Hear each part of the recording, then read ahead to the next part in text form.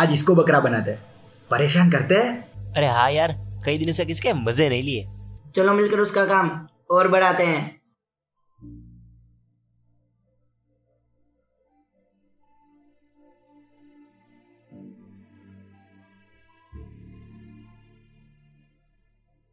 एक मिनट, वो देख, वो तो रो रहे हैं और हमने उसके साथ ऐसा किया। कहीं वो हमारी वजह से तो नहीं रो रहा ना? नहीं नहीं, ऐसा कैसे हो सकता है? हमने तो सिर्फ एक छोटा सा मजाक किया है। एक काम करते हैं, हम जाकर उससे पूछते हैं। ए, पागल है क्या? उसने मैं शिकायत कर दी तो?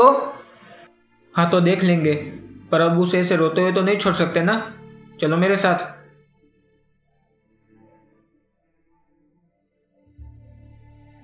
सर क्या हुआ, आप रो क्यों रहे हैं? सर, हमने आपका काम बढ़ाया, हमें माफ कर दीजिए। सुनो बच्चों, तुम लोगों की सुरक्षा के लिए किसी ने अपनी जिंदगी कुर्बान कर दी, पर अब मुझे लगता है कि उस कुर्बानी की कोई जरूरत नहीं थी। हम कुछ समझे नहीं सर। जितने मेहनत हम यहाँ अपने देश को साफ रखने के लिए करते हैं, उससे कहीं ज़्यादा मेहनत सरहद पर हमारे देश को सुरक्षित रखने के लिए हमारे जवान करते हैं।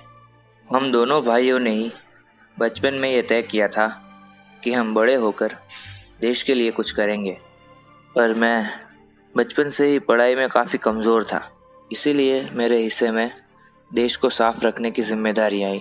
और मेरा भाई, वो तो बचपन से ही काफ़ी होशियार था और खेलकूद में भी सबसे आगे था। बड़े होकर वो आर्मी में अफसर बना और देश के दुश्मनों को साफ करने की कसम खाई उसने। पर क्या हुआ सर?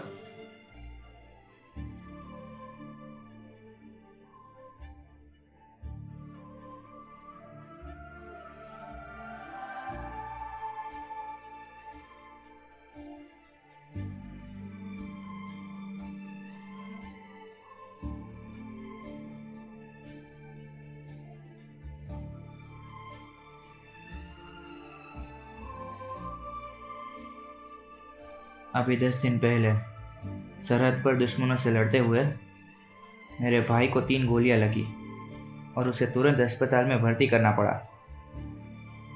वहाँ से मुझे फ़ोन आया कि आपके भाई आपसे बात करना चाहते हैं। पता है उसने मुझसे क्या कहा? उसने मुझसे कहा, भैया आपके भाई ने 6 दुश्मनों को मार गिरा है, तो आप इन 3 गोलियों की फिक्र बिल्कुल मत करना। तब मैंने उससे कहा कि भाई तू वहाँ अकेला है, मैं यहाँ से आ रहा हूँ तेरी देखभाल के लिए, तू वहाँ अकेला कैसे संभाल पाएगा? तो वो मुझसे कहता है, भैया मैं यहाँ बिल्कुल भी अकेला नहीं हूँ, मेरे सब साथी मेरे साथ है, और प्लीज़ आप अपनी ड्यूटी छोड़कर यहाँ मत आइएगा। अगर आप यहाँ आ गए तो मेरे देश को साफ रखने की ड्यूटी कौन निभाएगा? आप प्लीज़ वहाँ पर रहिए और मेरे देश को साफ सुथरा रखिए।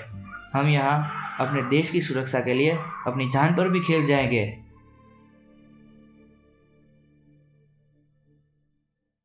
बस इतनी ही बातचीत हुई हम दोनों की।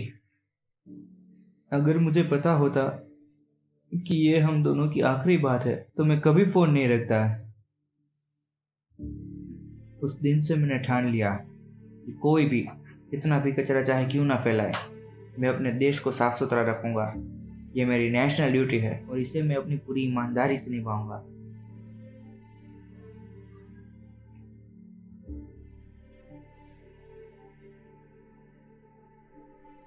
आपके लिए ताली बजाकर आपका सम्मान करना सिर्फ काफ़ी नहीं रहेगा। एक भाई यहाँ अपने देश को साफ करने की ड्यूटी कर रहा है और एक भाई अपने देश के दुश्मनों को साफ करते करते वो शहीद हो गया। आप दोनों भाइयों के लिए तो सर सैल्यूट ही सबसे बड़ा सम्मान होगा।